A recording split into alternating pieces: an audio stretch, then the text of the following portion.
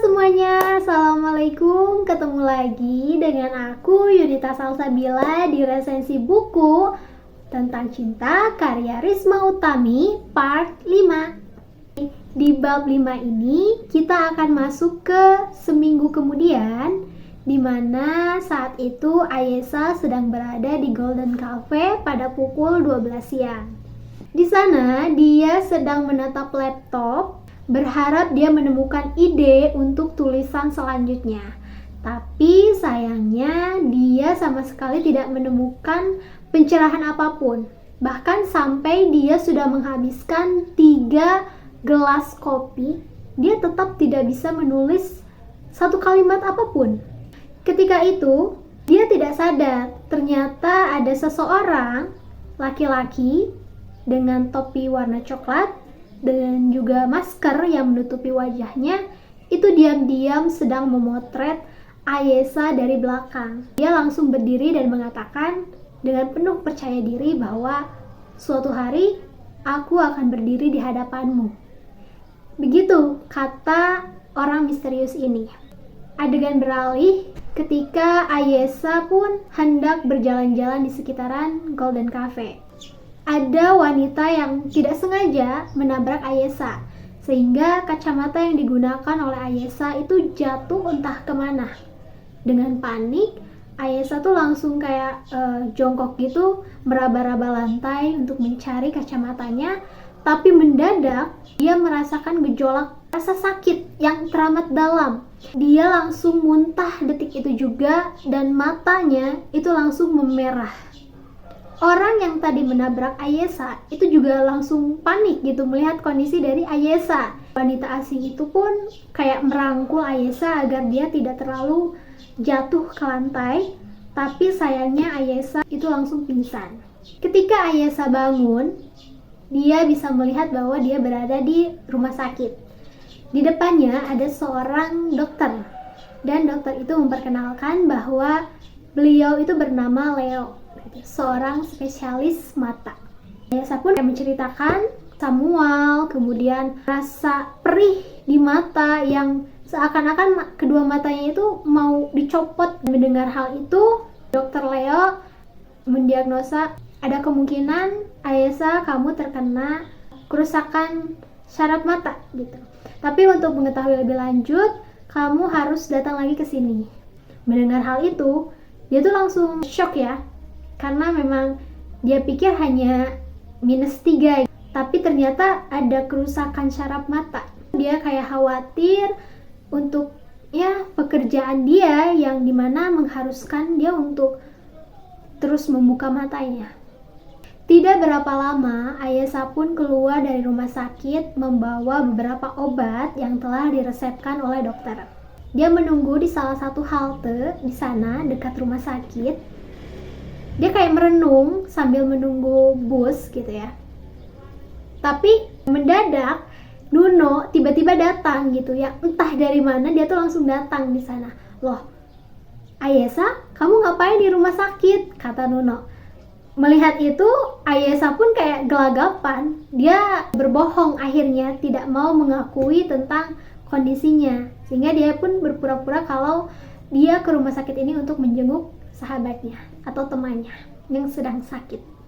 Dan mereka berdua pun masuk ke mobil hendak mengantarkan Ayesa pulang ke apartemen.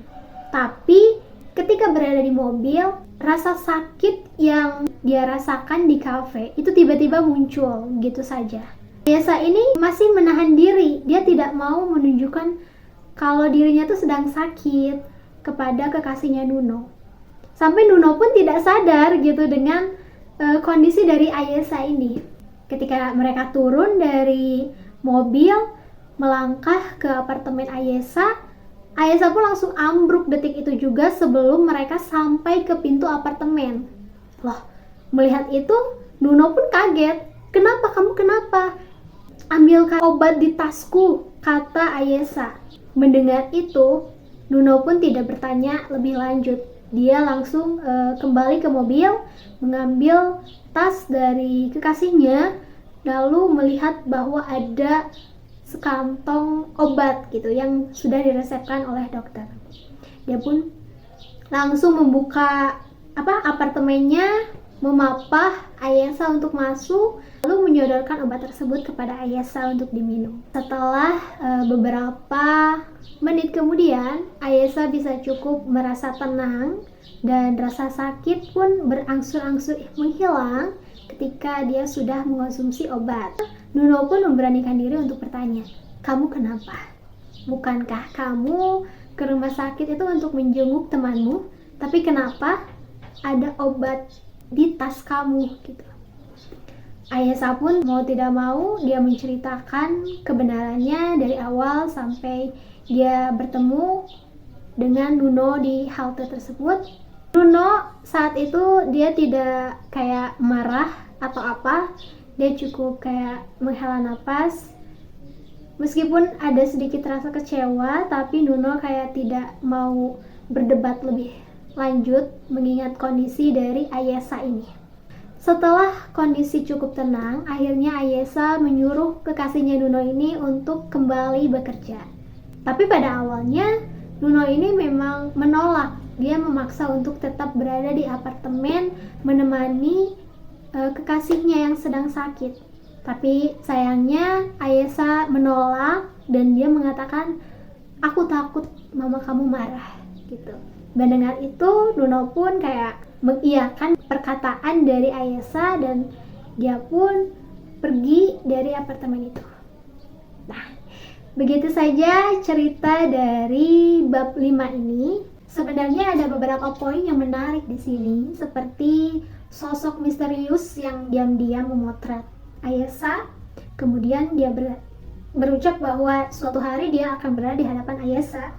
Entah itu hanya guyonan atau memang itu sebagai masa depan yang akan kita baca atau kita lihat di bab-bab berikutnya. Kemudian juga sikap Nuno yang cukup dewasa menurut aku, ketika dia tahu bahwa kekasihnya itu berbohong, dia tidak marah loh. Tapi dia cukup mengerti dengan kondisi dari kekasihnya. Tapi yang bikin sebelnya itu di terakhirnya itu, bagian terakhir di mana Nuno harus meninggalkan Ayesa sendirian di apartemen. Padahal kan harusnya sebagai seorang kekasih, dia tuh harusnya menemani Ayesa. Tapi kayaknya Nuno ini emang merupakan anak dari seorang mama yang cukup galak deh. Gak tahu ya. Untuk tahu lebih lanjut, kayaknya kita harus masuk ke bab 6. Sampai jumpa di bab 6. Dadah!